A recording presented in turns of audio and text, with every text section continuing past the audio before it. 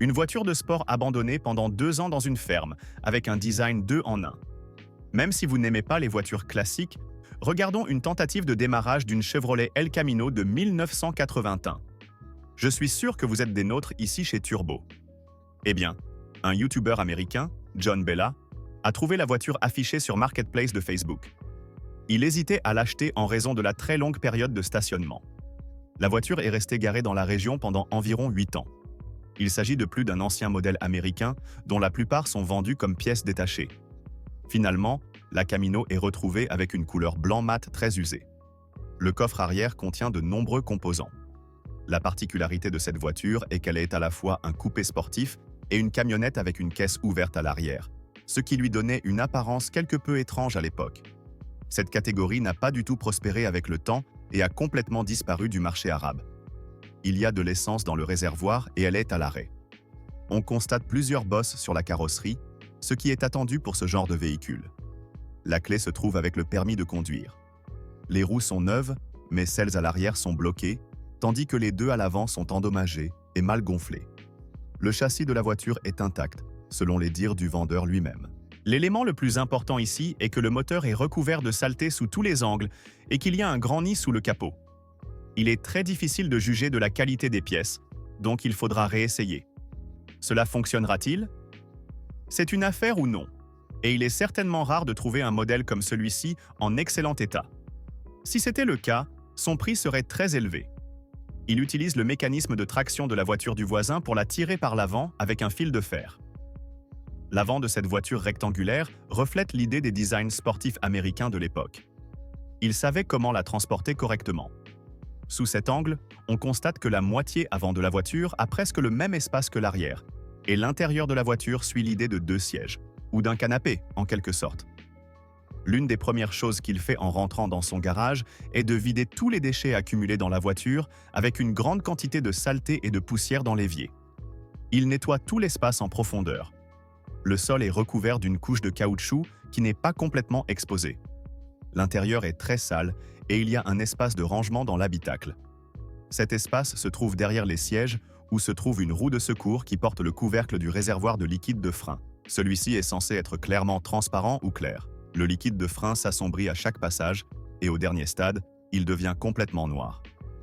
Il retire la paille qui forme le nid dans le coin du capot. La voiture n'a pas de protection sous le châssis, ce qui a permis aux oiseaux d'y pénétrer facilement en hiver. Ils ont créé un cristal d'air à cet endroit. Ils nettoient la quantité de saleté qui se trouvait sur le moteur, puis déplacent la voiture jusqu'à la porte de l'atelier. Il apporte une deuxième voiture équipée d'un pneu en caoutchouc devant la grille pour tirer son Camino sur la dépanneuse. Une très mauvaise idée, mais il a décidé de le faire. Il dirige également la voiture vers l'entrée du garage dans la ruelle, car les roues avant étaient à couper, ce qui rendait la poussée très difficile. Le résultat a causé un léger choc sur le capot. Enfin, il a su comment l'amener dans l'atelier, ouvrant le capot géant et dévissant ses charnières sur le côté. Il a retiré la plaque de pare-choc éloignée et a continué à inspecter le moteur à son aise. Et tout autour, découvrons rapidement l'histoire de cette voiture. Autrefois, la première voiture de production a été fabriquée en 1960, suivie de 5 générations, la dernière datant de 1988. Le modèle s'appelle El Camino, et je trouve qu'il est très distinctif. Pour être honnête, il n'a rien à voir avec le trafic de drogue. Bien sûr, Camino est un mot espagnol qui signifie route ou chemin.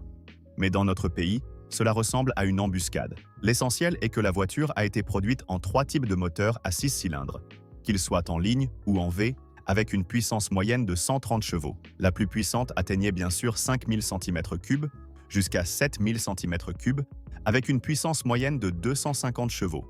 Celle que nous avons dans cette vidéo appartient à la 5e génération, un modèle de l'année 1982 avec un moteur V6 d'une capacité de 3800 cm3 et une aspiration naturelle.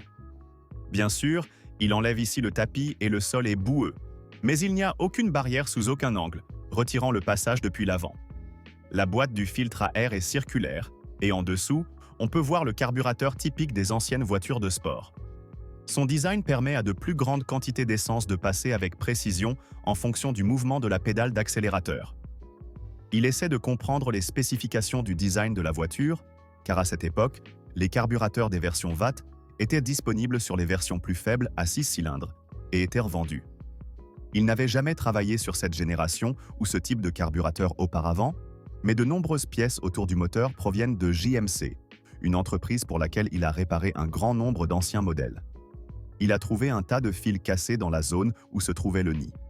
La courroie du moteur semble fonctionnelle, bien qu'elle présente des fissures évidentes. Il est confus quant à l'emplacement de la jauge d'huile qu'il a trouvée dans le coin à côté de la boîte d'aspiration du climatiseur. Il s'agit d'un système très ancien pour contrôler le fonctionnement de la climatisation. L'essentiel est qu'il extrait et mesure la quantité d'huile. Il pense qu'il y a eu un mélange d'essence avec l'huile moteur. C'est ainsi que la voiture est arrivée. Sans batterie avec lui, à Beyrouth, il remarque que le réservoir d'eau de refroidissement est cassé, mais le niveau d'eau est bon.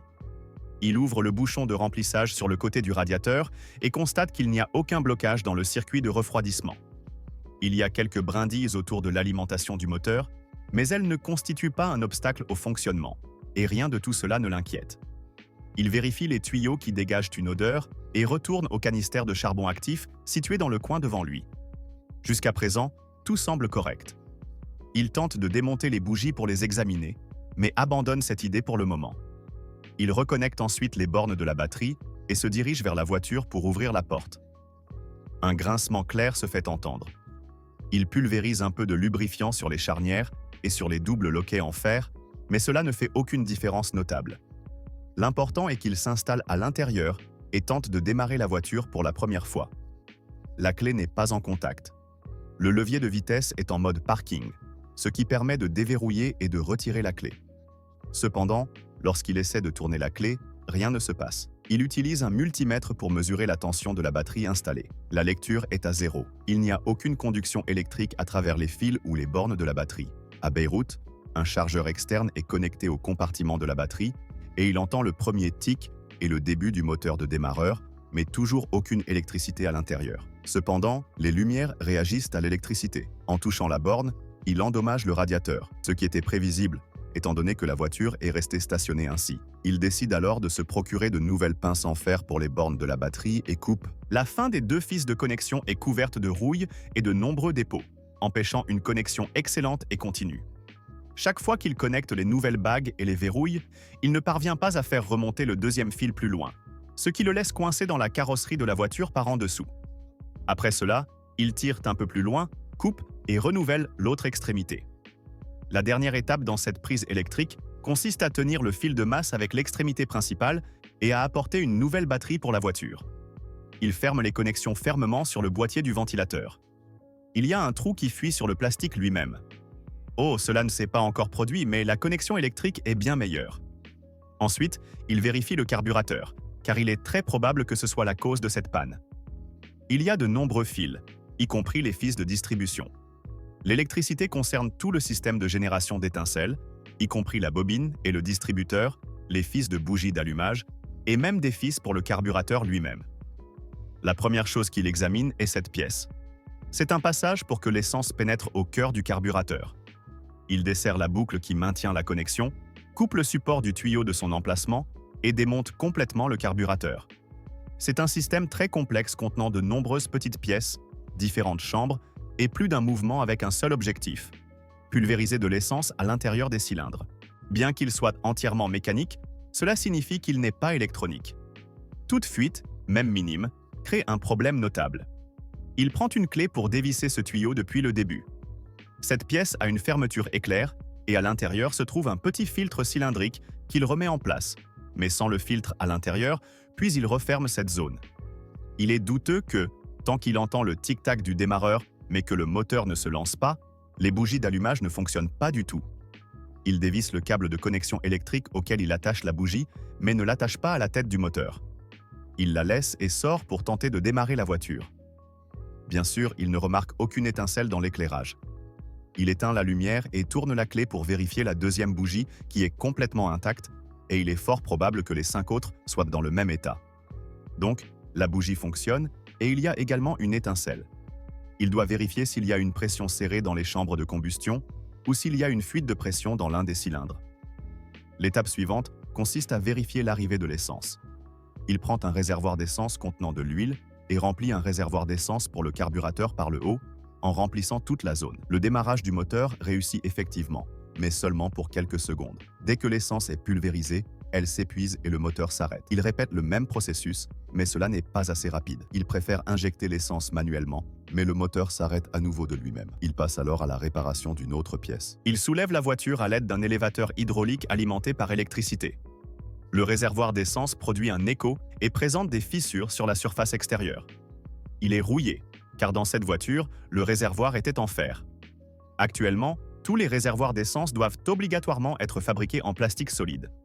Le système d'échappement ici est lâche et il a remarqué ce problème lorsqu'il a placé la voiture sur le véhicule de transport. Il est délabré, les verrous sont rouillés et inutilisables. Le design des petites canettes ici est considéré comme sportif et à la fin du parcours, il se dirigera vers le côté de la voiture. Il retirera le tuyau intermédiaire et dévissera la connexion intermédiaire qui le précède, révélant une partie du système. Le tuyau est un peu court et le reste de l'échappement est également très serré. Finalement, il fait une vérification à sa guise. L'un des tuyaux qu'il possède sera très court et sortira de l'avant de la voiture, tant qu'il effectue ce mouvement, car il l'a essayé sur d'autres voitures classiques et a constaté qu'il perdait en robustesse et en puissance. Il se dirige vers l'intérieur, soulève le levier de vitesse situé au-dessus de la porte, et par en dessous, il atteint l'extrémité sale de l'arbre de transmission qui est connecté ici, et les verrouille avec l'écrou en le serrant. Il tente un mouvement de changement de vitesse. Le mouvement est fluide et tout fonctionne parfaitement, mais seulement pendant quelques secondes. Le premier coupable ici est le système d'essence. Il va chercher un nouveau filtre à essence ainsi qu'un tuyau haute pression pour le connecter à l'entrée du carburateur, qui avait été retiré au début. Il coupe davantage et attache la deuxième extrémité au filtre à essence, puis complète la connexion du tuyau depuis l'extrémité de la boîte du filtre externe. Ensuite, il le fixe en place à l'aide d'un verrou en plastique à tension. Il essaiera de le connecter directement au bidon d'essence qu'il a en mouvement. Il tire manuellement sur le fil pour soulever le cylindre avec le carburateur à l'intérieur et il a effectivement remarqué une pulvérisation d'essence. Come on, baby! She's just idling! What a rig!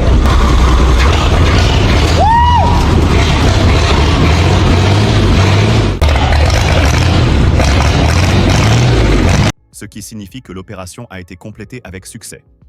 Un nouveau liquide de refroidissement a été ajouté, mais le niveau d'huile de transmission était bas et presque inexistant. Le mouvement se connecte du moteur à la roue arrière après le démarrage, consommant plus de carburant que prévu, tandis que le carburateur absorbe quelques gouttes après le remplissage. Le mouvement se connecte à l'essieu arrière. La voiture est à propulsion arrière, ce qui indique que la transmission fonctionne bien. Il aspire les liquides de frein du premier réservoir contenant des sédiments. Il ne s'inquiète pas des tuyaux de la roue.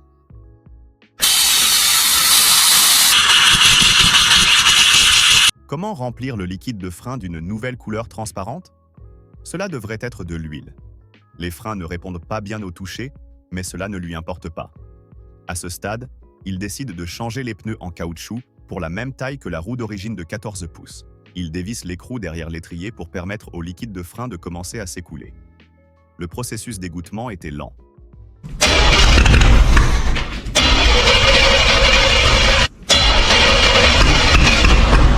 Comme d'habitude. Et cela lui a pris beaucoup de temps pour fonctionner. Ce n'est jamais facile. Même lorsqu'il a apporté un démarreur spécial pour inondation, il n'a pas réussi à faire fonctionner le moteur avec un carburateur, qui a besoin de chauffer un peu dans l'atmosphère froide.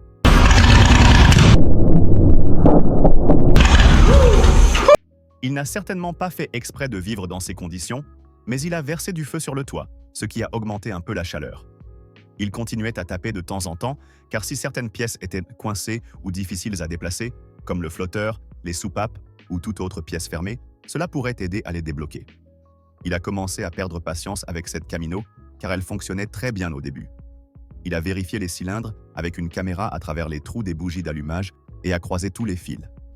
L'appareil pour connecter l'électricité nécessite de démonter le distributeur électrique, ou comme on l'appelle chez nous.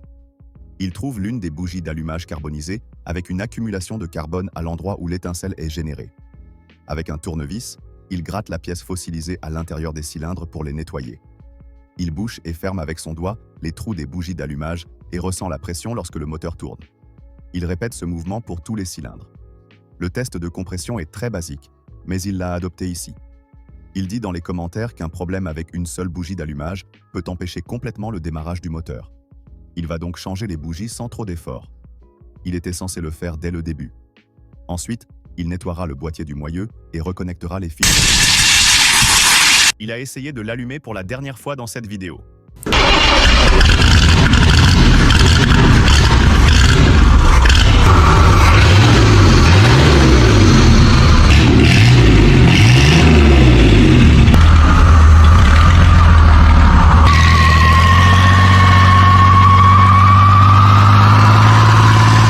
Enfin, cela a très bien fonctionné. Le héros sportif à la retraite, le modèle Camino. Dans cette vidéo, les étapes s'étaient considérées comme un peu claires. Dans d'autres tentatives pour le démarrer, ce sera beaucoup plus difficile. Nous choisirons des voitures dont l'état est bien plus compliqué que celui-ci. Si vous avez aimé cette série, merci. Si vous êtes arrivé à cette minute, n'oubliez pas, bien sûr, de vous abonner à la chaîne et de nous écrire quel modèle vous aimeriez voir reconstruit ou redémarrer. Paix à vous.